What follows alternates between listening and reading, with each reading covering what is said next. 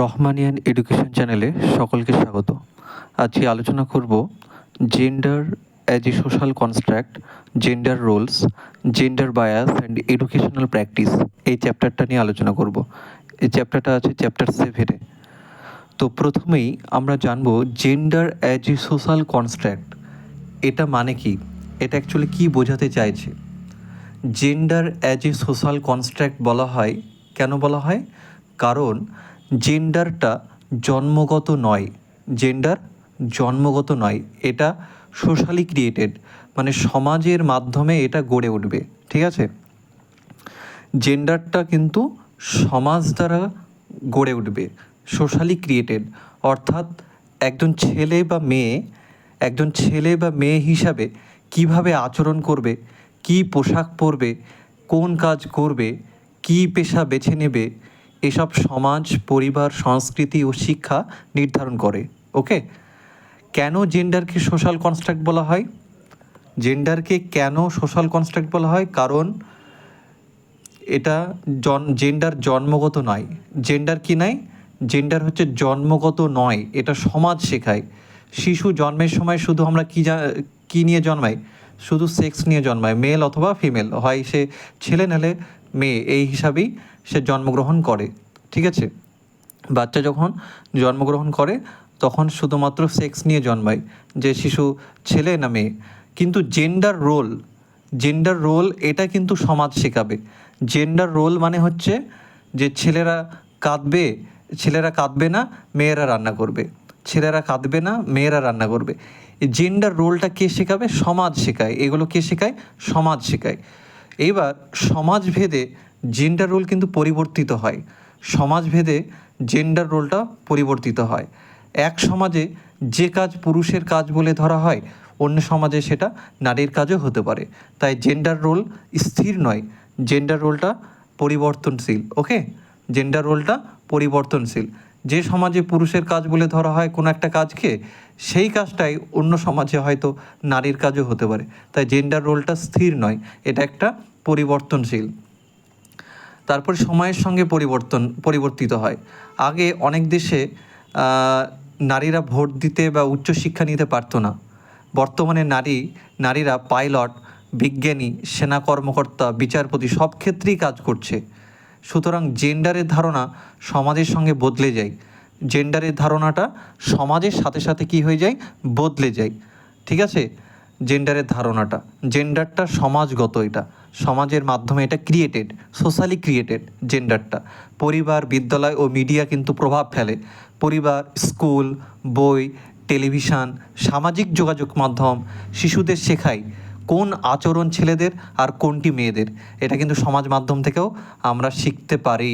ঠিক আছে, উদাহরণ হিসাবে যদি বলি যে একজন শিশু ছেলে বা মেয়ে হিসাবে জন্মায়, ঠিক আছে, একজন শিশু ছেলে বা মেয়ে হিসাবে জন্মায়, সমাজ কি বলবে?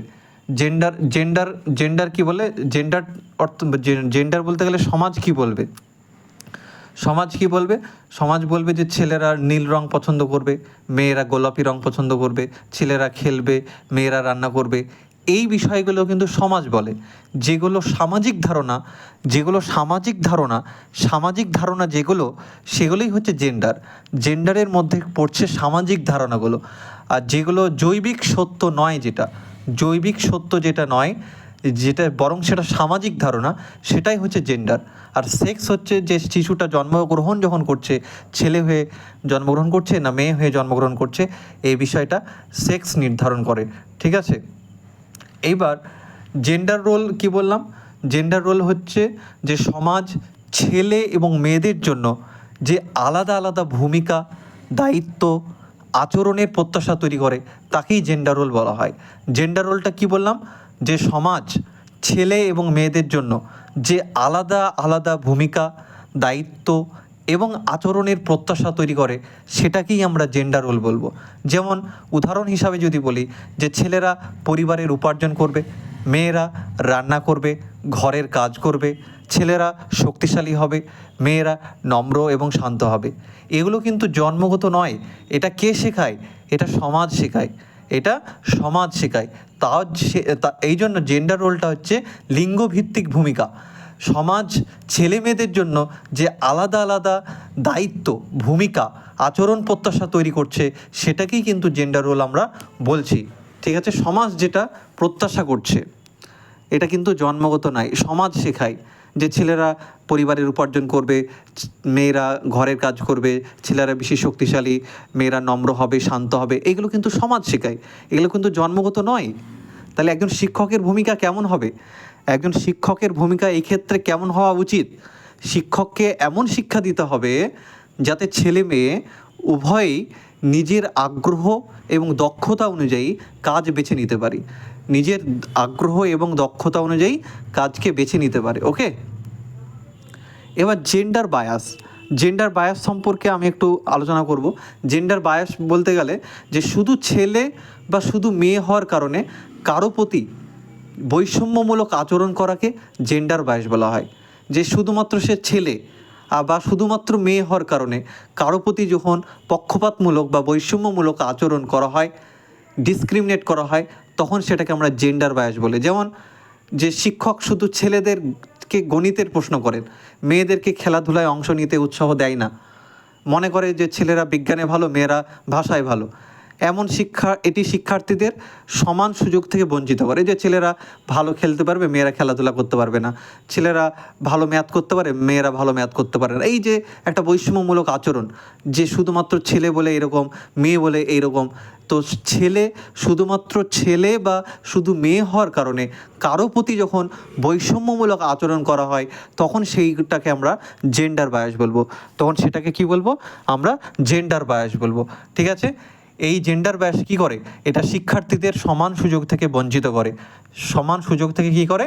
বঞ্চিত করে। ওকে, এবার হচ্ছে এডুকেশনাল প্র্যাকটিস। তাহলে ওই ক্ষেত্রে তাহলে জেন্ডার বায়াসের ক্ষেত্রে শিক্ষকের ভূমিকাটা কেমন হবে? সব শিক্ষার্থীকে তাহলে সমান সম্মান করতে হবে, সুযোগ দিতে হবে এবং সমান উৎসাহ দিতে হবে। ঠিক আছে, এডুকেশনাল প্র্যাকটিস বলতে কী বোঝানো হচ্ছে? এডুকেশনাল প্র্যাকটিস মানে হচ্ছে তোমার শিক্ষাগত অনুশীলন। এই জিনিসটা কি বলছে? যে শ্রেণীকক্ষে শিক্ষক যেসব শিক্ষাদান পদ্ধতি, কৌশল, মূল্যায়ন ও কার্যক্রম ব্যবহার করে, সেগুলোকে এডুকেশনাল প্র্যাকটিস বলা হয়।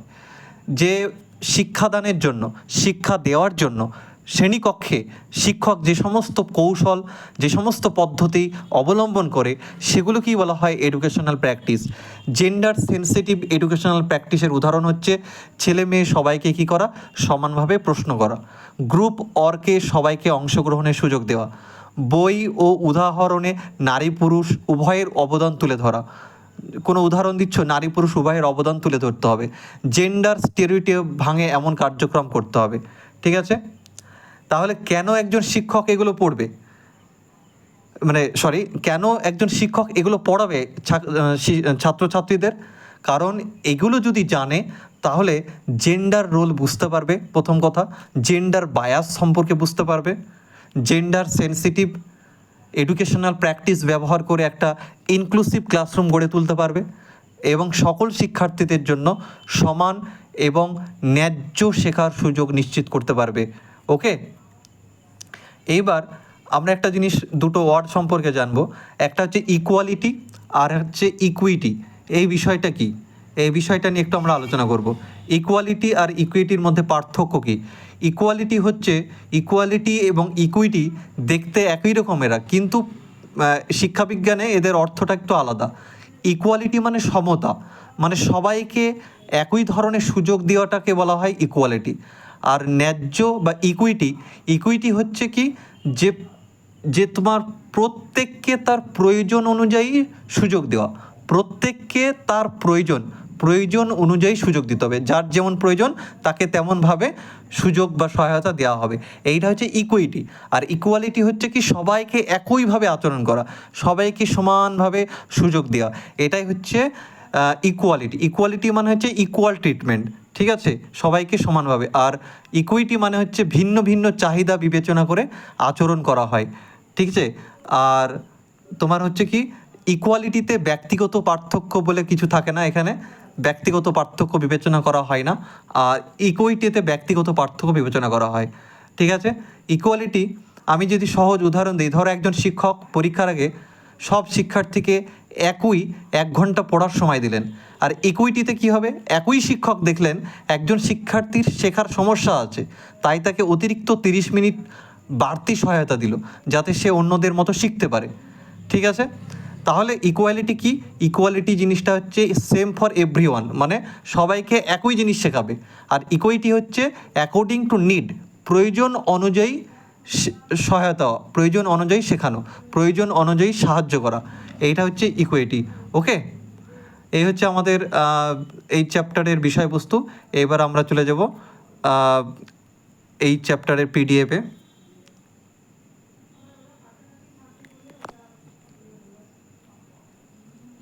এতক্ষণ আমরা যে বিষয়গুলো জানলাম, যে যে চ্যাপ্টারের যে শিরোনামটাকে আমরা বিশ্লেষণ করার চেষ্টা করলাম।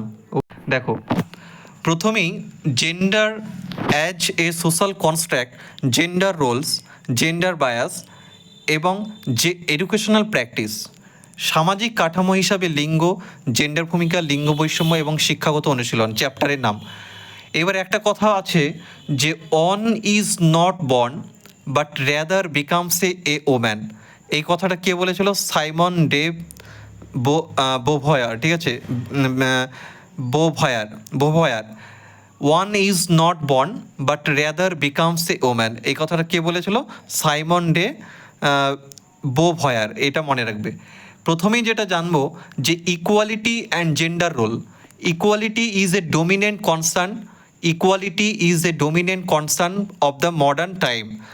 আধুনিক যুগের অন্যতম প্রধান ও গুরুত্বপূর্ণ বিষয় হলো সমতা বা অধিকার। ইকুয়ালিটি মানে সবার জন্য যেটা সমান বললাম। It refers to same right and same opportunity of learning and working. মানে এর অর্থ কি? এর অর্থ হচ্ছে শিক্ষা গ্রহণ এবং কর্মক্ষেত্রে সবার জন্য সমান অধিকার এবং সমান সুযোগ নিশ্চিত করা।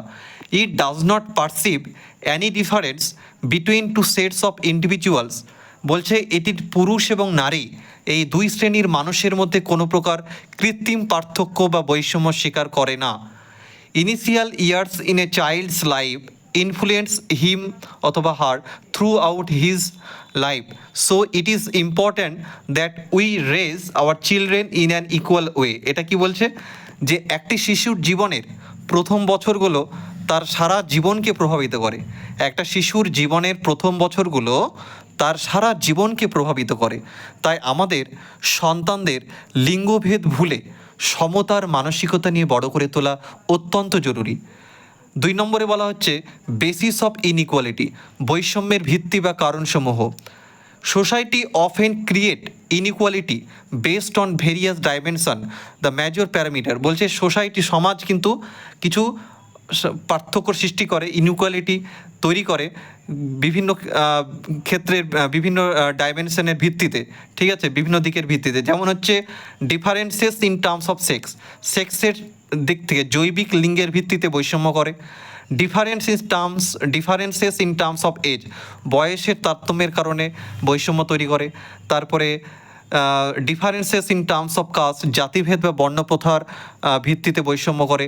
Differences in terms of socio economic status, আর্থসামাজিক অবস্থার উপর ভিত্তি করে তৈরি হওয়া বৈষম্য। এটা মনে রাখবে। নেক্সট হচ্ছে gender Rolle's, becoming man or woman, gender ভূমিকা, পুরুষ বা নারী হয়ে ওঠা। অ্যাপ্রিসিয়েশন, প্রথমেই জানবো অ্যাপ্রিসিয়েশন অফ ম্যাসকিউলিনিটি, মানে masculinity has been always appreciated over feminine qualities. সমাজে সর্বদা নারী সুলভ গুণের চেয়ে পুরুষালী গুণ বা বৈশিষ্ট্যকে বেশি প্রাধান্য বা প্রশংসা দেওয়া হয়ে এসেছে। যেটা জেন্ডার আমি বললাম, বায়াসের ক্ষেত্রে বললাম যে পুরুষদেরকে বেশি গুরুত্ব দেওয়া হবে বা মেয়েদেরকে বেশি গুরুত্ব দেওয়া হবে, এই যে বিষয়টা জেন্ডার বায়াসে। তো জেন্ডার রোলে এটা খুব গুরুত্বপূর্ণ ভূমিকা পালন করে যে সমাজের ক্ষেত্রে সমাজে কী হয়, নারী সুলভ গুণের চেয়ে পুরুষালী গুণটাকে বেশি প্রাধান্য বা প্রশংসা দেওয়া হয়ে এসেছে। সোশ্যাল প্রি ডিটারমিনেশন কি? A person's body language, the way a person talks works or even things is predetermined by socially made gendered roles. একজন মানুষের শারীরিক ভাষা, হাঁটা, কথা বলা, কাজ করা বা চিন্তা করার ধরন কেমন হবে তা সমাজ কর্তৃক নির্ধারিত জেন্ডার ভূমিকা দ্বারা আগে থেকেই ঠিক করে দেওয়া হয়। ঠিক আছে। দ্য নিড ফর চেঞ্জ কি বলছে, gender roles have change over time, সময়ের সাথে সাথে জেন্ডার রোল পরিবর্তন হয়, but we still need to realise this thing and need to bring up our upcoming generation with an equal mindset. সময়ের সাথে সাথে জেন্ডার ভূমিকা পরিবর্তিত হয়েছে, তবে আমাদের এখনও এটি অনুধাবন করতে হবে এবং আগামী প্রজন্মকে প্রজন্মকে একটা সমতার মানসিকতা নিয়ে গড়ে তুলতে হবে, মানে ইকুয়ালিটি। নেক্সট হচ্ছে জেন্ডার স্টেরিওটাইপস, ডিসক্রিমিনেশন এবং বায়াস, এটা নিয়ে আলোচনা করব। What is stereotype refers to our pre concept notion about some persons or group. These are the norms that have to be followed by the members of a society, and if one does not play the expected role he or she has to face criticism. Stereotype এই ধারণাটা কি বলছে, এটি কোনো ব্যক্তি বা গোষ্ঠী সম্পর্কে আমাদের পূর্ব নির্ধারিত বা গতানুগতিক ধারণাকে বোঝায়। এগুলো হলো সমাজের কিছু নিয়ম যা সদস্যদের মেনে চলতে হয়। কেউ যদি এই প্রত্যাশিত ভূমিকা পালন না করে তবে তাকে সমালোচনার মুখোমুখি হতে হয়। ওকে, এইবার হচ্ছে vulnerability notion. Women are always perceived as vulnerable and weak, needing protection and not able to survive alone. এটা মানে কি বলছে, এটা বলছে নারীদের সবসময় অরক্ষিত, দুর্বল এবং পরনির্ভরশীল হিসাবে গণ্য করা হয়, যাদের সুরক্ষার প্রয়োজন এবং যারা একা টিকে থাকতে সক্ষম নয় বলে মনে করা হয়। Gender stereotypes are prominently seen in, এইভাবে দেখা হয়, ঠিক আছে, এইভাবে দেখা হয়, মানে নারীদেরকে সবসময় অরক্ষিত, দুর্বল, পরনির্ভরশীল হিসাবে গণ্য করা হয় এবং যাদের সুরক্ষার প্রয়োজন, যারা একা টিকে থাকতে সক্ষম নয় বলে মনে করা হয়। ওকে, এইবার কিছু ক্ষেত্র আছে যে ফ্যামিলি, এডুকেশান, ম্যারেজ, মিডিয়া, এইগুলো কিন্তু দায়ী, ঠিক আছে। পরিবার, গৃহস্থালির কাজের দায়িত্ব ভাগাভাগি করে পরিবার। এডুকেশান, এটা হচ্ছে এডুকেশান বা কারিকুলাম, এটা শিক্ষা ও পাঠ্যক্রম, এটা বইয়ের উদাহরণে আমরা এই শিক্ষা ও পাঠ্যক্রমে এটা আমরা এই ক্ষেত্রে আমরা জানবো। বিবাহ ক্ষেত্রে আমরা ম্যারেজ, বিবাহ ক্ষেত্রে আমরা এই জেন্ডার নিয়ে আমরা বিভিন্ন ক্রিটিসিজমের মধ্যে পড়ি। মিডিয়া, গণমাধ্যমেও এটা এই কনটেক্সটটা তুলে ধরে, ঠিক আছে, বিজ্ঞাপন, চলচ্চিত্রে উপস্থাপন করে, ঠিক আছে। এবার এডুকেশনাল ইমপ্লিকেশন কি বলছে, এডুকেশনাল ইমপ্লিকেশন বলছে যে শিক্ষাগত তাৎপর্য ও শিক্ষকের ভূমিকা। Bias teaching strategy, it is seen that some teachers in the school while teaching give examples and use teaching strategy which are biased against girl student. দেখা যায় যে বিদ্যালয়ের কিছু শিক্ষক পাঠদানের সময় এমন উদাহরণ বা কৌশল ব্যবহার করে যা ছাত্রীদের প্রতি বৈষম্যমূলক বা পক্ষপাতদুষ্ট হয়। Recognising individual differences, we as teachers should make an attempt to recognise the individual differences between girls and boys and make use of this constructively during the teaching learning process. শিক্ষক হিসাবে আমাদের উচিত কি, শিক্ষক হিসাবে আমাদের উচিত ছাত্র ও ছাত্রীদের মধ্যে ব্যক্তিগত পার্থক্যগুলোকে ইতিবাচকভাবে চেনা এবং শেখানো প্রক্রিয়ার সময় সেগুলোকে সঠিকভাবে কাজে লাগানো, যাতে কোনো বৈষম্য না ঘটে। এই হচ্ছে আজকের ক্লাস। যদি ক্লাসটা ভালো লাগে তবে আমার এই চ্যানেলটাকে সকলে সাবস্ক্রাইব করে আমার পাশে থেকো। সকলে ভালো থেকো, যে ভালোর শেষ নাই, সুখে থেকো, যে সুখের সীমানা নাই, এই অনন্ত শান্তির চিরন্তন প্রত্যাশায়। শুভরাত্রি।